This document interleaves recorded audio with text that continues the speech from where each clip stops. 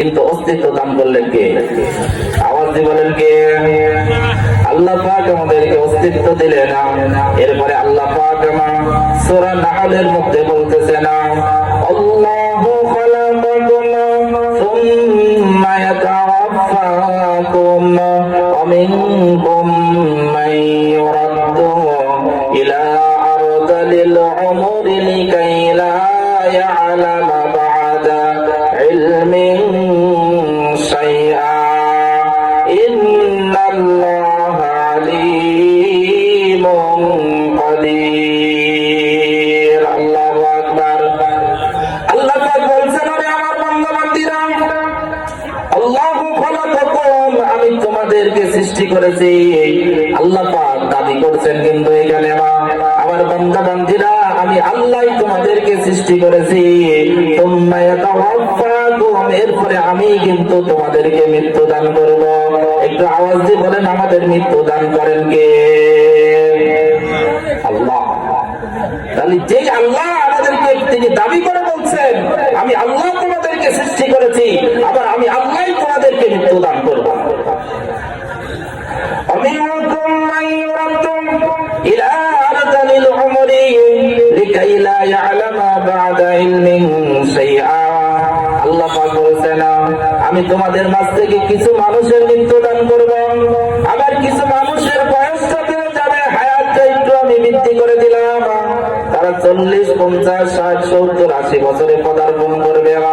ফলে যেই ব্যক্তি 40 বা 50 বছরে মৃত্যু ঘটলো, যেই ব্যক্তি ওই ব্যক্তি যেই রকম সজ্ঞান ছিল, শক্তিশালী ছিল, যৌবন ভরা একটা মানুষ ছিল, আর যেই ব্যক্তি 80 বছর 90 বছরে পদার্পণ করছে, আমি আপনাদের কাছে জানতে চাই, ওই ব্যক্তি যৌবন প্রাপ্ত নাকি বৃদ্ধ?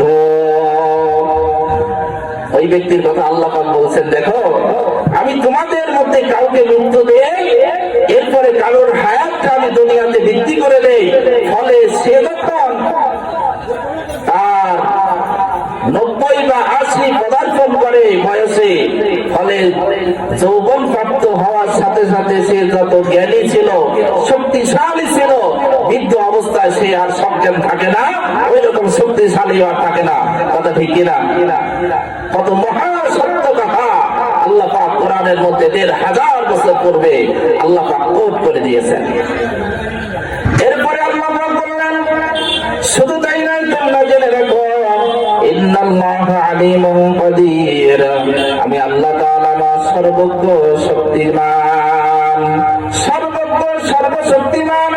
সমস্ত জ্ঞান কিন্তু আমি আল্লাহ তাআলার জন্য, এবং সমস্ত শক্তি কিন্তু আমি আল্লাহ তাআলার জন্য। সুতরাং তোমরা যতই জ্ঞানী থাকো না কেন, তোমাদের বয়স যখন বেড়ে যায়, তোমরা একদিন কিন্তু এই জ্ঞানী আর থাকো না। কোনটা বাবা চিনতে পারো না, কোনটা কলিজার টুকরা সন্তান চিনতে পারো না। আজকে তোমরা এই কথাই কোরআনুল কারীম থেকে জেনে নাও। আজকে যৌবন ভরা জীবন নিয়ে তুমি চলছো, কিন্তু একদিন আমি আল্লাহ তাআলা এই দুনিয়ার বয়সটা যদি তোমাকে বাড়িয়ে দেয়, তোমার যৌবন থেকে যখন তুমি বৃদ্ধ হয়ে যাবে, ওই দিন কিন্তু আর এই রকম যৌবনের শক্তি থাকবে না। এখন যেমন তোমার বুদ্ধিটা খাটিয়ে, ব্রেনটা খাটিয়ে তুমি অন্যায় করলেও তোমাকে ধরার অনেকেই নাই।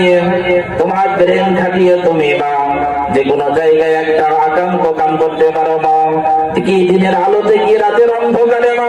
কিন্তু এমন একটা সময় যদি আমি তোমাকে দেই, তোমার মৃত্যু আমি ঘটালাম না, কিন্তু বয়সটা আমি তোমাকে দিয়ে দিলাম 80 কোঠায় বা 90 কোঠায়, ওই সময় তোমার শরীরের চামড়াটা গুছিয়ে যাবে, তোমার হায়াতটা যখন বৃদ্ধি হয়ে যাবে, তুমি যখন আকাঙ্ক্ষ কাম করেছো, আল্লাহর আনুগত্য করো নাই, অনেক বুদ্ধিমান ছিল, অনেক শক্তিশালী ছেলে, আজকে তোমার শক্তি নাই, আজকে তোমার চামড়াটা গুছিয়ে গিয়েছে। সুতরাং আজকে তোমার জ্ঞান নাই, আজকে তোমার আপন কলিজার টুকরা সন্তানকেও তোমার দেখে না দেখার ভান করতে হচ্ছে। আজকে আপন সন্তানকে দেখেও তুমি চিনতে পারছো না। আপন সন্তানকে একটু হাত দিয়ে একটু তার হাতটা ধরার ক্ষমতা নাই, বিছানায় শায়িত আছে। আল্লাহ পাক ওই দিনকার কথা স্মরণ করে দিচ্ছেন, ওই দিন আসার পূর্বে তুমি স্মরণ করো।